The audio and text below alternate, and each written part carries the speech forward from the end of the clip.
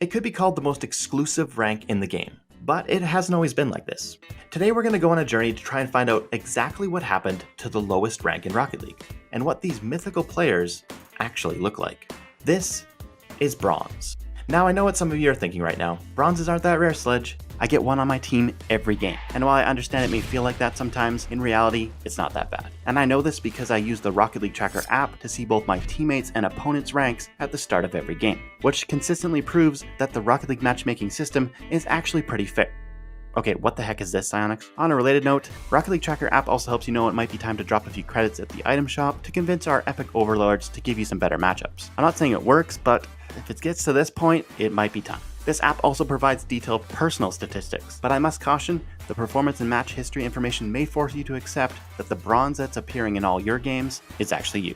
And there's not enough credits in the world to fix that. On the bright side, at least the app is free. So if you want to try it out, just use my link in the description below to download and install today's sponsor, the Rocket League Tracker app. The Bronze to Grand Champion ranking system was introduced to Rocket League 5 years ago, at the start of the original Season 4 in March 2017. As you can see here, during those legacy seasons, Bronze was a real rank that was populated by the bottom 15% of the player base. Yes, it was something that every player that started Rocket League had to go through, but all that changed with the free-to-play update of September 2020. This reset us back to a new Season 1 and added 3 new top-level ranks. Meanwhile, the Bronze ranks now represented just the bottom 5% of players, a number that would continue to drop as free-to-play seasons went on.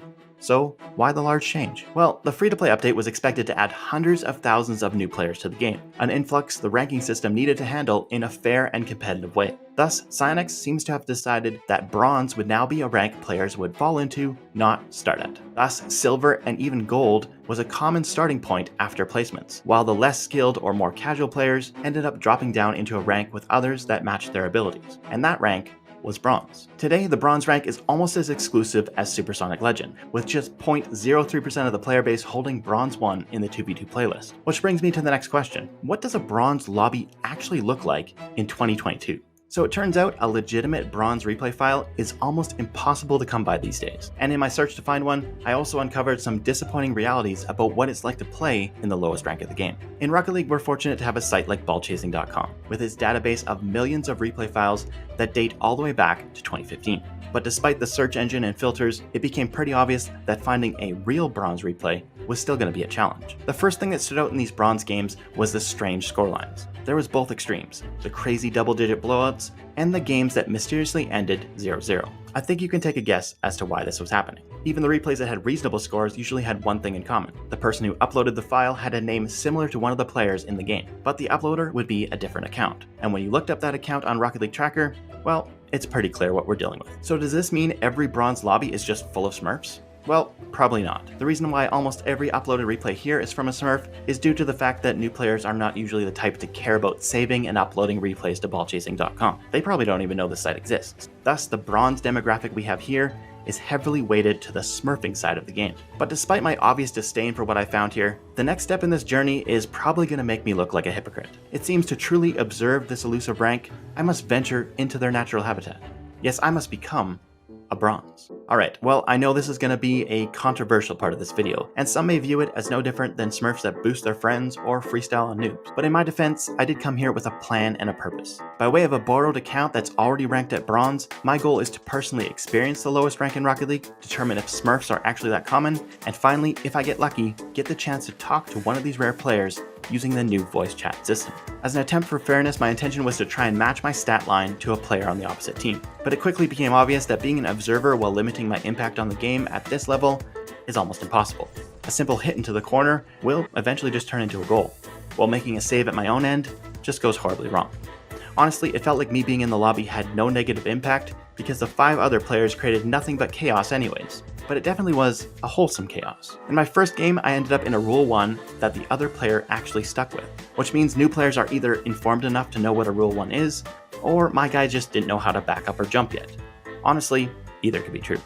Though I also ran into some players that had those reverse skills on lock. Yeah, that's one way to get back down the field, I guess. During my time in Bronze, I only ever saw one forfeit. Yes, everyone played to the end no matter what the score. Also, no one skips replays. Like, ever. And toxic quick chat or spamming was almost non-existent. Really, this just seemed to be a place where new players were actually having fun and learning the game. But I'm sure you're wondering, What about the Smurfs? Despite what we saw on ballchasing.com, in my games I didn't really see a player that raised a red flag until a game when my RL Tracker app showed that my Bronze 1 teammate Big Daddy Dave had 2,600 wins. Now as you see here, Dave's play seemed to be the typical bronze level I'd been experiencing up to this point, but 2,600 wins is a lot of Rocket League, so I decided to look up his history on the Rocket League Tracker site. This madman not only had 600 bronze 1v1 matches, he also had a full bronze history with over 1,000 games per season all the way back to Season 3. Based on this and his play, I can only conclude that I was dealing with a legitimate bronze level player. These people do exist. I'm not going to speculate why they are still in bronze, and unfortunately he didn't accept my friend request when I met him in game again a day later.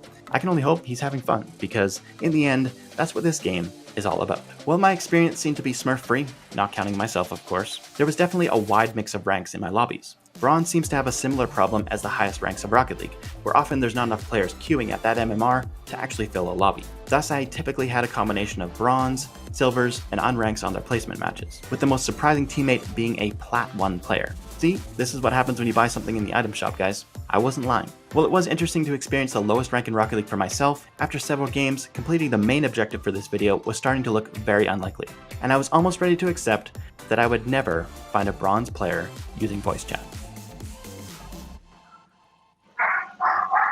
Oh my goodness, that is loud. Hello? Hello? Am I playing with a dog? I don't want to play with a dog.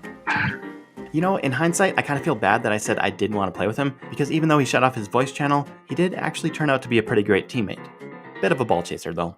Now at this point, I was ready to give up my search for a human bronze player using voice chat. But then, it finally happened. Hello? Yo. Spinach, can you hear me? Yo. Okay. Are you actually a bronze?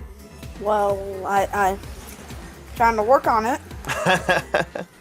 Okay. I'm doing a video about bronzes, and you're in it if you want to be. I just need to ask you some questions. Yeah, we can party up or something. Yeah, we'll party up at the end of the game. Then I can send you a friendly request to accept. I already have like 8 friends. And just like that, I had the privilege of becoming Spinach's 9th friend. I found out he was 11 years old and had about 30 hours in game playing on the Nintendo Switch. Now to avoid any more smurfing, I decided we'd queue up for a 2v2 casual game together, and then I saved the replay so I could play back his perspective for you while we talked. Alright, so where did you find out about Rocket League? How did you hear about this? Did a friend invite you to it, or? I just searched it up, free games or something. Oh, okay. Then I got it, then I first played it. It was enjoyable. It was a very enjoyable experience first playing it. Okay, so what's your favorite thing about Rocket League so far? When you get to customize your card to make it look stupid or funny. Yeah, that's awesome. Yeah, customization is great. What's your least favorite thing? Do you have something you don't like about Rocket League right now? Or you wish was different? Like if you lose a game, like completely. Mm-hmm. You completely rage for something stupid. Yeah. There's a lot of emotion involved in Rocket League. It's emotion and motion.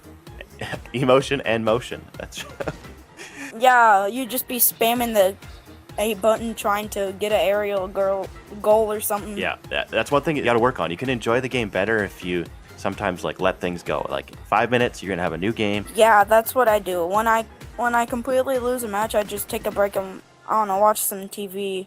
I don't have anger issues, by the way. That's good. Good to hear. There's this thing where you can destroy other people's cars, I don't know, 6 or 7 times, you'll get extermination. That is correct. I know a little bit about that. I done it I only got like 2 or 3. Oh. Very rare. It's not really rare, you just have to have the time for whatever reason. Let's go. Let's go, we got an assist. Yeah, nice job, nice job. We vibing. Alright, so you got about 30 hours. You're in that bronze to silver range. You're just learning Rocket League. So do you think you deserve a high rank right now? Or are you at the place you belong? I think I'm good at it. I just need to work on... I got an aerial goal today on I think it was 2v2. Okay, So I'm getting better. I'm getting better. that's good. That's great. Do you watch any Rocket League YouTubers or not? Yes, I do. Who do you watch?